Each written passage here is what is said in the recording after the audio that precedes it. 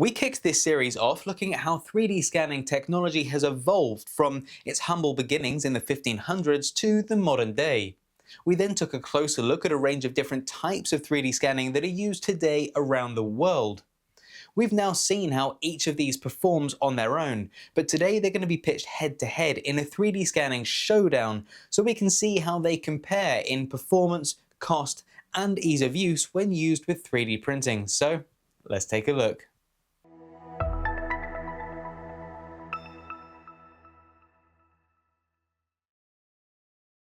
Throughout this series, I've 3D scanned statues, things as small as a coin and as large as a house.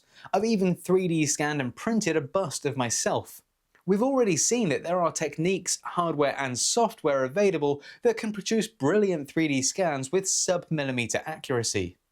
Today we'll be 3D scanning 3 more subjects, and this time we're going to scan each one with all 4 methods of 3D scanning that we've covered in this series. We'll not just be comparing the quality of the output of each of them, but we'll also be comparing the affordability, ease of use, accessibility, and versatility between each method. We'll also be looking at the trade-off between the amount of effort required to produce the scan and the quality of the scan. Before we get scanning, let's remind ourselves what the 3D scanning technologies are that we're going to be comparing in today's tests. There's the Xbox Kinect, a 14-year-old game controller designed for use with the Xbox 360. Specifically, we're going to be using the Kinect V1 rather than the Kinect V2. As we saw in the Kinect episode of this series, the V1 has a higher resolution for 3D scanning than the V2. We'll be using photogrammetry, which is a technique which allows you to use any conventional 2D stills camera as a 3D scanner, by taking photos of an object from every angle and running it through some special software to create a 3D model. To show the diversity and accessibility of photogrammetry, today I'll be using the camera on my phone for some scans and a DSLR style camera with a ring flash for others, and I'll be running them through reality capture on my computer.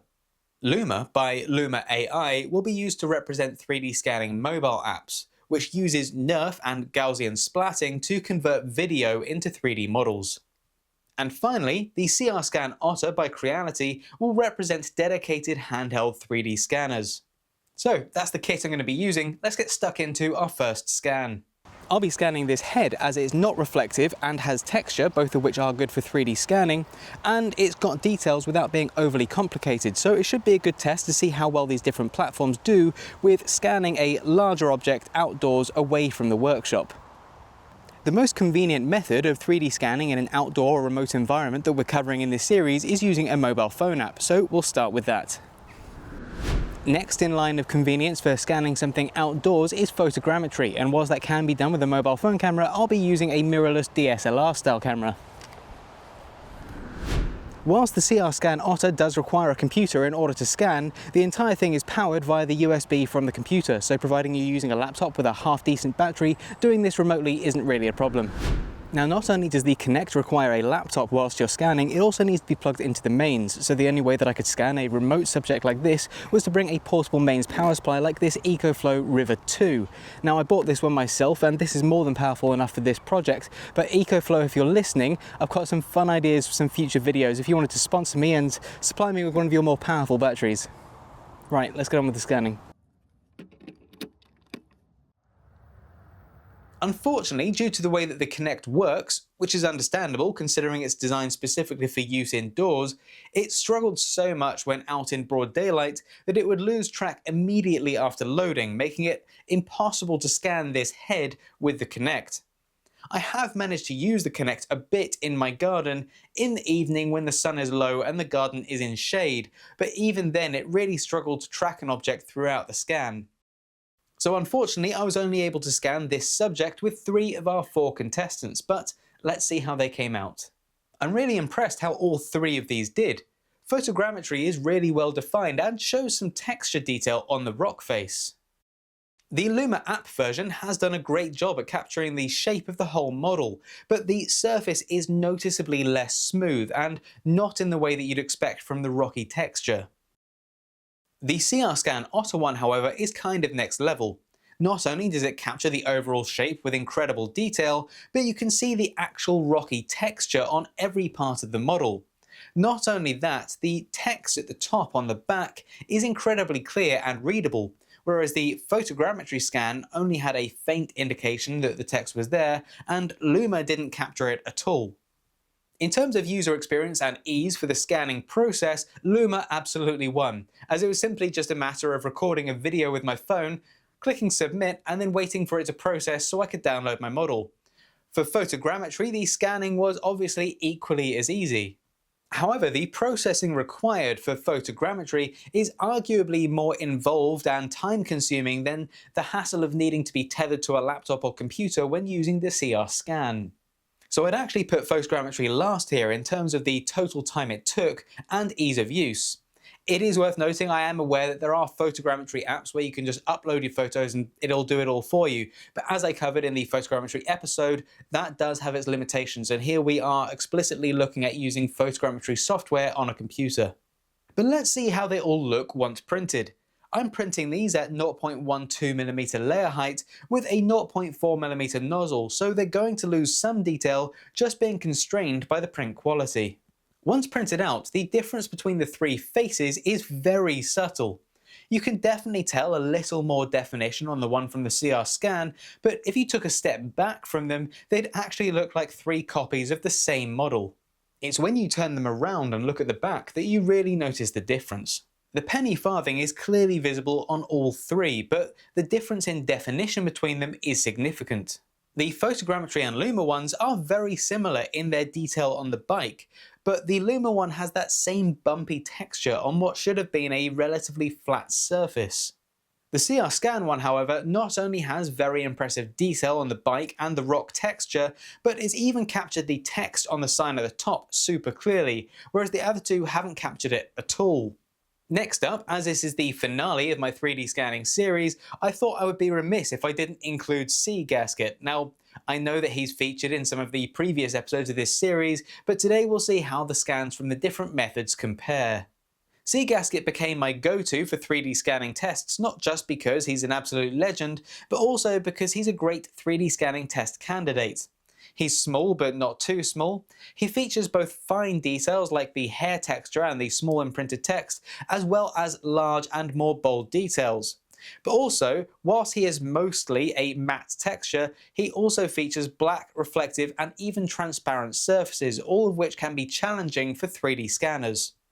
With him scanned in all four methods, it's immediately clear the significant difference in quality between the four of them. In this wireframe mesh view, the darker the model is, the denser the mesh and therefore the more detail.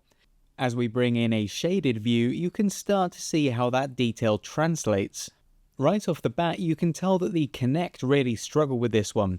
There's a real lack of detail, and a lot of the straps and harness of the mask have just been lost or merged into the rest of the model. Luma AI definitely captured much more detail than Connect, and did a really good job at capturing the thinner parts of the straps and harness, but it does have this typical AI bumpy texture over a lot of the model. Whilst photogrammetry seemed to struggle more with black and reflective areas than Luma did, it does seem to have captured more detail and it is a sharper model. And finally we get to the scan from the CR Scan Otter, and again the quality in this is next level. The amount of detail in this scan is quite unbelievable. In terms of quality, the results are the same as they were in the first round, with CR Scan Otter clearly taking the lead, then photogrammetry and Luma tying in second place, and Connect coming last. When 3D scanning a bust of myself in the Xbox Connect episode, I mentioned that I might come back to doing a full body 3D scan later in the series. Now, doing a full body 3D scan of yourself on your own is pretty challenging, as it requires either you to move, which would ruin the scan, or the scanner to move. There are things that you could build that would automate this process, and it might be something that I'll come back to looking at in the future, but this time round I recruited the help of a friend. This is my good friend Guthrie. He's a fellow maker, and if you met me at Maker Central this year, you may have also met him. Whilst he's an enthusiastic 3D printing and CAD hobbyist, he's never before tried his hand at 3D scanning. I thought this would be a good opportunity not just to get a full 3D scan of myself, but also to see how each of these methods performs in the hands of someone with no prior experience with them, effectively seeing how easy they are to use. I did give Guthrie a quick talk through on how to use each method before using them, but if I'm honest, the talks I gave him were less thorough than the explanations I gave in each episode earlier in this series, and they weren't even tutorials. But he picked them up really quickly and completed a scan of me with each. Done. Nice. As with the statue of the man standing in Millennium Square, which I scanned earlier in this series, when trying to export this scan of myself as an OBJ, Luma failed to recognise my lower legs as part of the object that I actually wanted. That's despite the fact that it has actually scanned my entire body, it's just not identifying my lower legs as part of the actual object that I want to export. As with the statue, the only way I was able to get my full body exported was to export a PLY of the whole scene, convert that to a mesh, and then delete everything but myself. The Luma AI scan seems to have captured my shape pretty well, but much like the first scan of this episode, it's still falling victim to this bumpy surface texture. The model from the Kinect seems to be missing parts on the top of my head and around my ankles. This could absolutely be down to these spots not being scanned during the scanning process, but that in itself could be blamed on the software Reconstruct Me not accurately showing the areas that have and haven't been scanned. Whilst photogrammetry may have captured my likeness better than the Connected, these arms are a bit of a horror show. As this deformation is most pronounced on the inside of my arms, I'm presuming that this is due to a mix of those areas being slightly more in shade and those areas having fewer accessible angles to be captured in photos. The one from the CR Scan Otter is of course by far the most highly detailed. What I was particularly amazed by is that you can see that the main scar on my forehead has been picked up, and you can see the outline of the phone in my jeans pocket. I mean hell, you can even see the fine details of the stitching on the pockets and seams on my jeans. The real quality of this model is further demonstrated by the density of the mesh, especially when compared to these other models. As we apply a shaded mesh to them, you can better make out the differences in quality and details between them. After the CR scan, the Kinect has the next smoothest surface finish on the t-shirt, however it also has the lowest level of details. Whilst the Luma scan has these AI surface bumps and the photogrammetry one has these areas of degradation, they both have a higher level of detail than that of the Kinect, and this is most evident when looking closer at the face. Unsurprisingly, the Kinect has come in last place again in terms of level of detail, but this time round the photogrammetry scan has a clear win over Luma in terms of level of detail in my hair and face, and again unexpectedly the CR Scan Otter takes home the prize for the highest level of quality in these scans. With a scan like this having been done, I really couldn't resist not having a 3D print of myself, and I figured if I'm 3D printing these, it needs to be done right, so first I painted them in Bamboo Studio. These were all manually painted as similarly as I could, with the exception of the logo on the t-shirt that I applied using the same technique which I covered in my painting in-depth tutorial. A multicolour print with 8 colours of this height was going to be a long print anyway, so I printed all 4 on the bed at the same time, massively reducing waste material and only taking 65% longer than it would have taken to print just one, meaning this total print took 73 hours and 21 minutes. Frustratingly, I was getting impatient on that 3-day print, and towards the end stuck my hand inside the printer to get a cool shot for this video, which I haven't used anyway, and in doing so knocked one of the prints, which I think slightly adjusted the print bed and has resulted in a very slight layer shift on all 4 of them just above the eye. So if you notice that on these prints, note that that is my fault and not Guthrie's or the 3D scanners. So let's see how they came out. Of all of them, as you may now expect, I kind of feel that the Kinect did the worst job at capturing my general likeness, and it sort of looks like my face is melted, and I'm not entirely sure what led to that particular problem. Now I know that the Kinect did a pretty good job earlier in this series when I was scanning a bust of myself, but what we found when Guthrie was scanning me for this is that it took quite a bit of effort to get the Kinect to scan my entire body, and it generally prioritised just one part, so it may have been considering my face as just a background feature in this scan. I won't take it personally, Microsoft. Whilst I've cleaned up the arms a bit to prevent floating parts or ridiculous overhangs, with all of these I've done the minimum post-processing required to make it a 3D printable model. As a result, these arms are still pretty horrific and ruin what would have otherwise been an okay 3D scan. Definitely not perfect, but other than the arms, not terrible. Of all four, the overall surface finish of the scan from Luma seems to be the worst.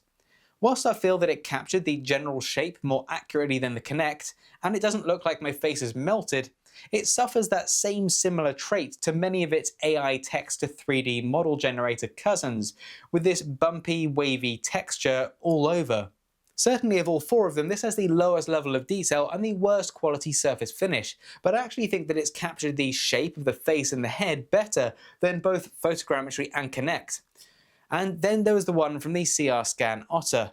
Despite the fact that all four of these have been simplified to account for the reduced resolution of the 3D print, on this one you can still see the scar on my forehead, the outline of my phone in my jeans pocket, and even just about make out the stitching patterns on the back pockets, though obviously less pronounced than on the digital model.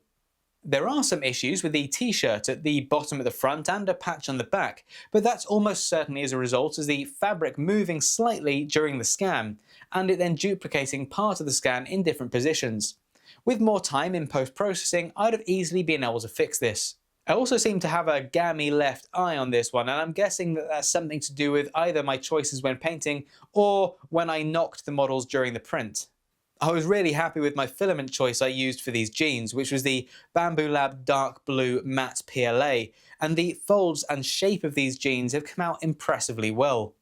Whilst there is unsurprisingly the most detail in the CR Scan Otter version, I'm actually really impressed for the most part with how the organic shape of the jeans was captured by all four methods. Remember, Guthrie wasn't familiar with any of these methods of 3D scanning before this, so it was interesting to hear his views on how it was to use them. He said that the Kinect was simple to use, but that the software was almost too simplistic, having to restart the scan several times, as I mentioned before, because it was either refusing to scan my whole body or it would just lose tracking, and that was very frustrating. Photogrammetry, he said, was easy, you just keep on taking photos. The same goes for the app Luma, if not even easier, just point and click.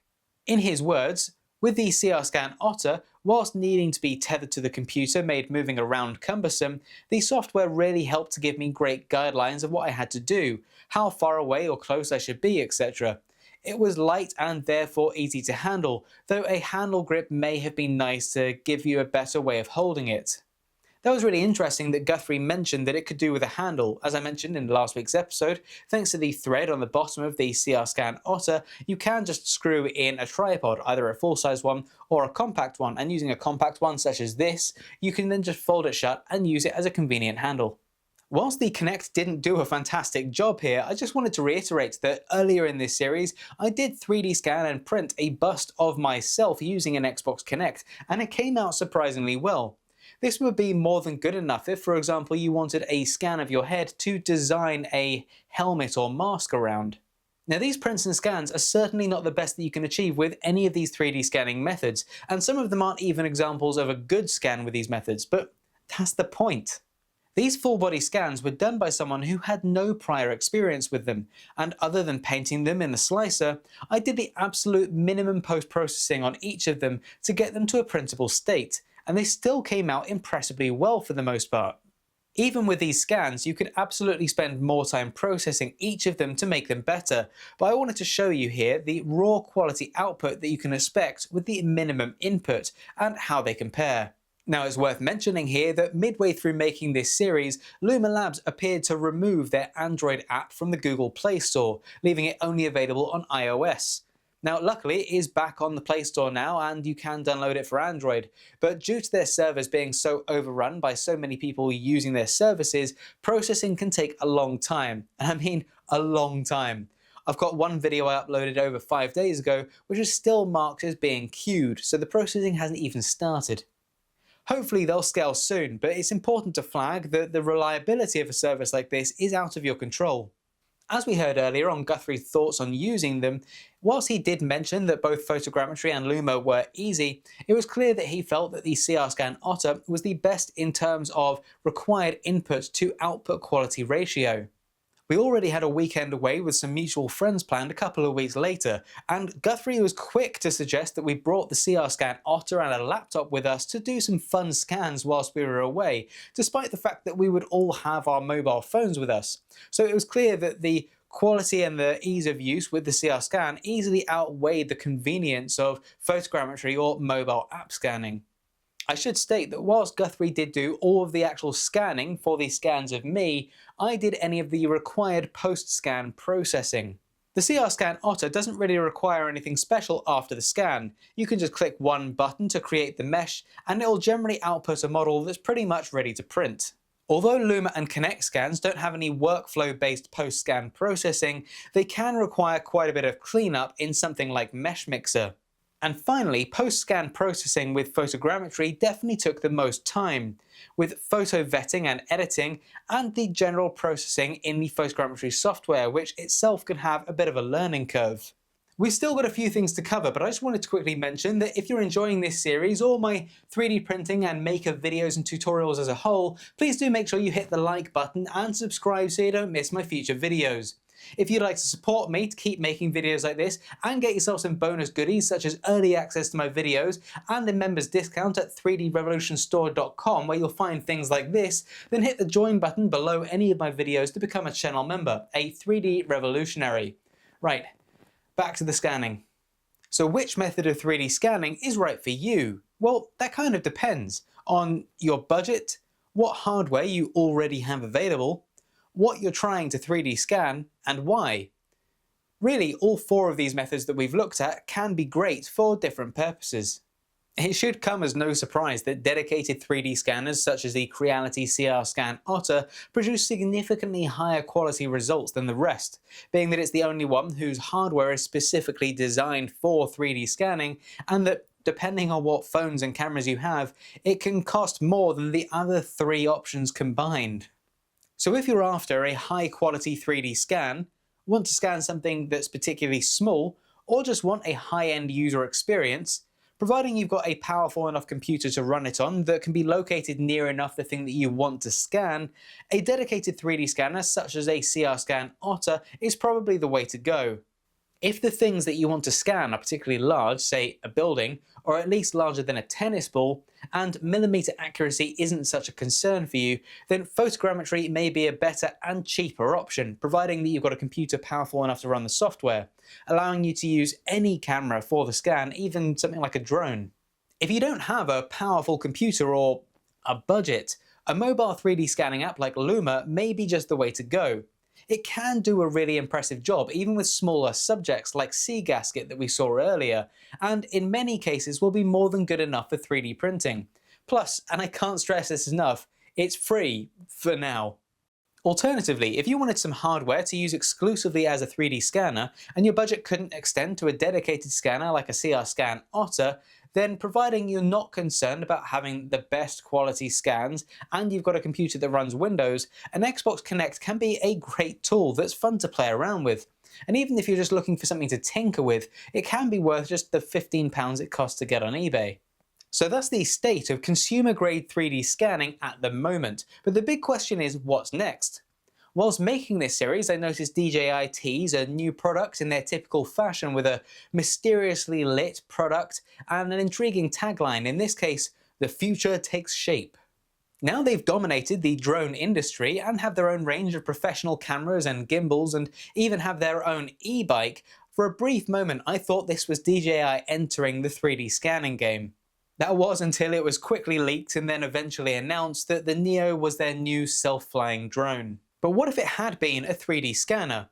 The thing that DJI excels at is taking something that was previously inaccessible to the masses due to cost or complexity and making it easy and accessible. I mean, hell, Bamboo Lab, which brought many of you into the 3D printing world thanks to its reliability and accessibility, was started by a number of ex-DJI engineers. So what would their solution be for putting an effective and easy-to-use 3D scanner in the hands of anyone? If you've got any thoughts on who's going to be making the next big leap forward in 3D scanning, let us know in the comments. Whilst this is the last episode of the series, and I've got a lot of 3D printing and maker content on the way, this certainly isn't my last video on 3D scanning. I've got plenty more coming very soon, including tutorials on the software and hardware that I've covered in this series, as well as deep dives looking into other 3D scanning hardware and services available.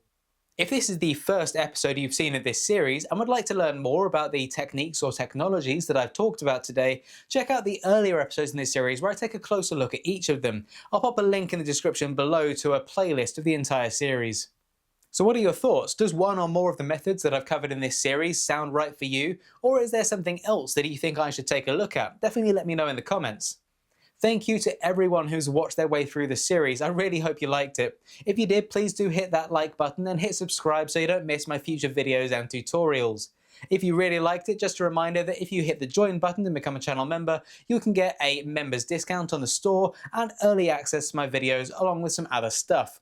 As always, thanks very much everyone, and until next time, happy printing. A huge thank you to my channel members, my 3D revolutionaries, for your support. It really does mean a lot. I'll pop a link in the description below to a playlist of this entire series, but if you've already seen it, head over here to watch my other videos to learn something new or have some fun. Thanks very much everyone, and until next time, happy printing.